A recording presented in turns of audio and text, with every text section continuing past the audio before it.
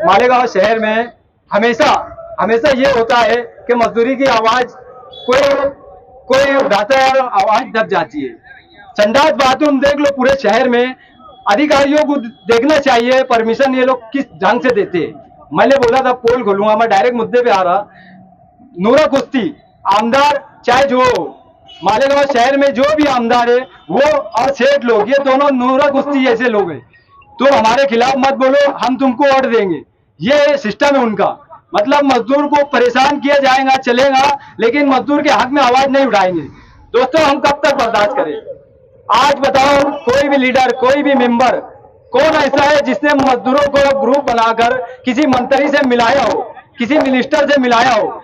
एक भी 50 साल का रिकॉर्ड उठा कर देख लो, एक भी ऐसे लीडर नहीं मिलेगा हमको जिसने कोई मजदूरों के मसाइल के तौर पर मजदूरों को बोला होगा कि तुम तुम्हारी तकलीफ बताओ। कोई मिनिस्टर के पास लेकर गया भाई? आज तक किसी ने नहीं लेके गया। देखो कुछ मेंबर हमारे साथ बैठे हैं, सुल्तान मेंबर भी आए और बाकी लोग को इतनी घबराहट है कि बाजू में खड़े रहने तैयार नहीं थे, डर कर भाग रहे थे। लेकिन वोट का टाइम आएगा तो हमारे पास मजदूर भाइयों ये याद आएगा। तो हम मजदूरों को भी चाहिए। देखो हम मजदूरों अगर एक हो गए तो हम चाहे तो लीडर बना सकते और जो लीडर है उसको घर बिठा सकते। ये हम मजदूरों का काम है। जब तक हम जागेंगे नहीं दोस्तों, हम जागेंगे नहीं तो हमारा इसी तरीके से बुरा हाल रहेगा। मालेगांव शहर में लाखों की तादाद में मजदूर है। धुलिया शहर में 5-7 हजार मजदूर है बस।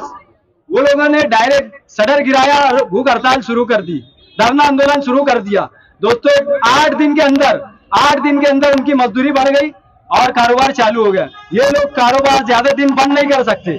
ये लोग सिर्फ हमें डराने की कोशिश करते हैं। कुछ सेठों की मुझे कारीगरों ने बताया कि ये लोग बोल रहे हैं अगर तुम लोग ने ज्यादा गड़बड़ करे तो हम कारोबार बंद कर देंगे।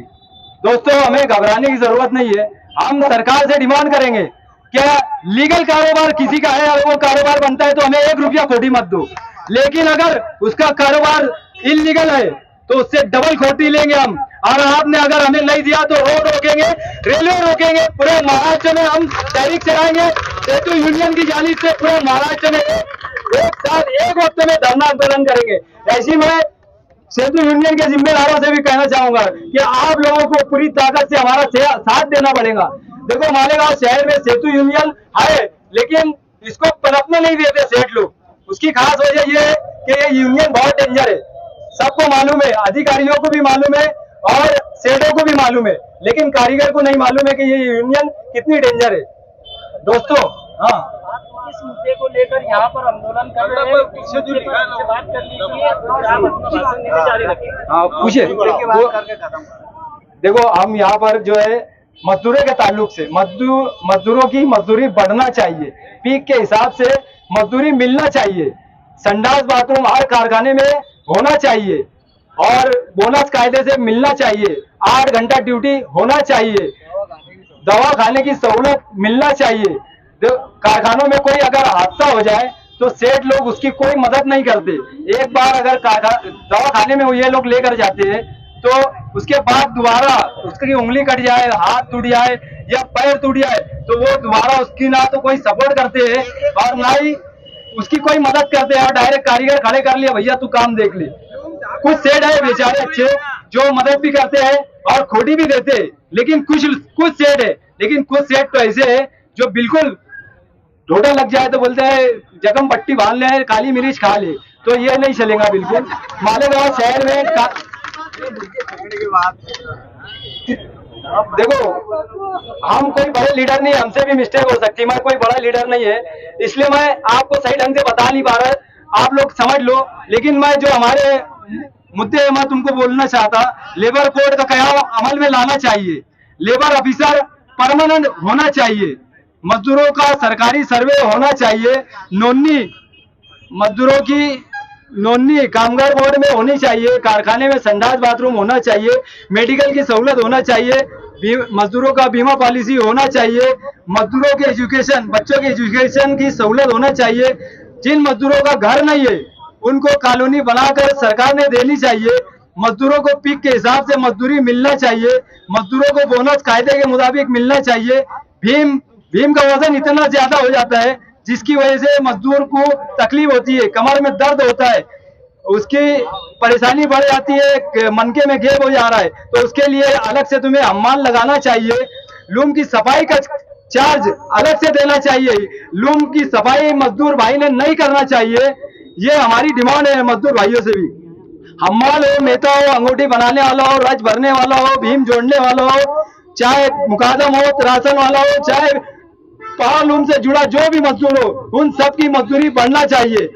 भीम का वजन कम होना चाहिए, मीटर बंद होना चाहिए। जो मीटर ये लोग ने लगाया है, हम पहले डोरी मोजा करते थे, आज ये लोग ने मीटर लगाया है, वो 26 का गेयर होना चाहिए, लेकिन ये चोर मीटर लगा रहे हैं 28 का गेयर। ये ऐसा है कि मजदूर को बोलते हैं ये 200 का ताका है, और जब मेहता घड़ी लगाता है तो 220 मीटर आता है, तो समझ लो ये मजदूरों का हक मार रहे हैं, मजदूरों की मजदूरी मार रहे हैं। 20 से 25 रुपये ये लोग ऐसे ही मार लेते हैं हमसे, और फिर बोलते हैं कि हमें कुछ नहीं बच रहा।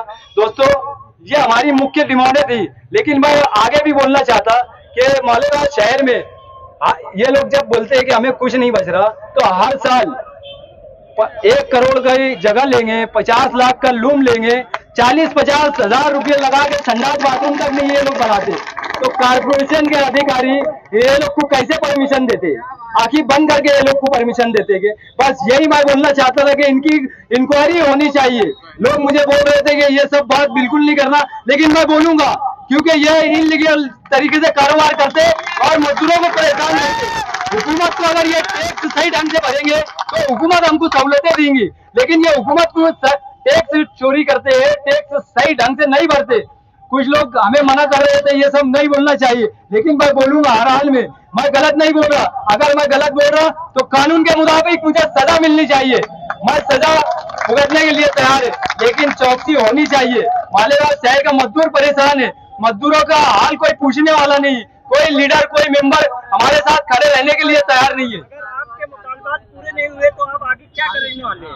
आगे हमारा प्लानिंग, आगे की भी प्लानिंग चल रही है कि यहाँ तो हम नासिक जाकर या बंबई जाके किसी मिनिस्टर से मिलेंगे, सीएम साहब से मिलेंगे, उद्धव बाला साहब ठाकरे साहब से मिलेंगे, शरद पवार साहब से मिलेंगे, अजीत पवार साहब से मिलेंगे, शिंदे साहब से मिलेंगे।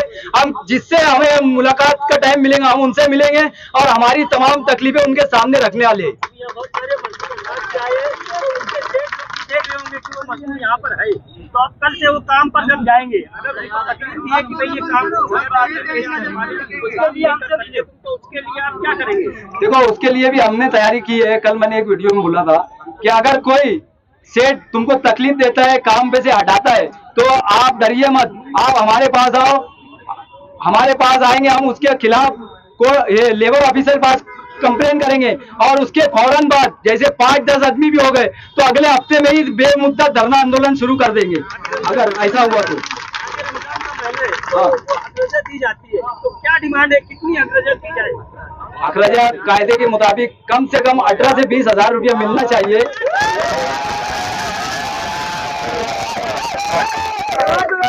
1000, 1500, 1500, 2000 ये बिल्कुल हमें नहीं चलेगा। और कोई मजदूर ले ये 1000-2000 रुपये लेगा, जो कम देता है उसकी कंप्लेन हमारे पास आके जरूर करे। शाह छप्पर संघर्ष समिति की जानिब से भी मजदूरों के इस आंदोलन को हिमायत और फातिमा दिया जाता है।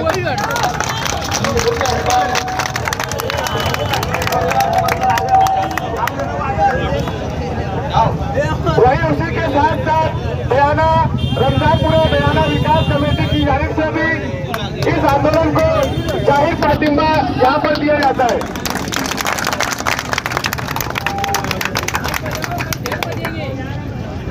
मैं चाहूंगा कि अब जिस तरीके से आंदोलन चल रहे आगे चलता रहे। अगर मुझे बोलने का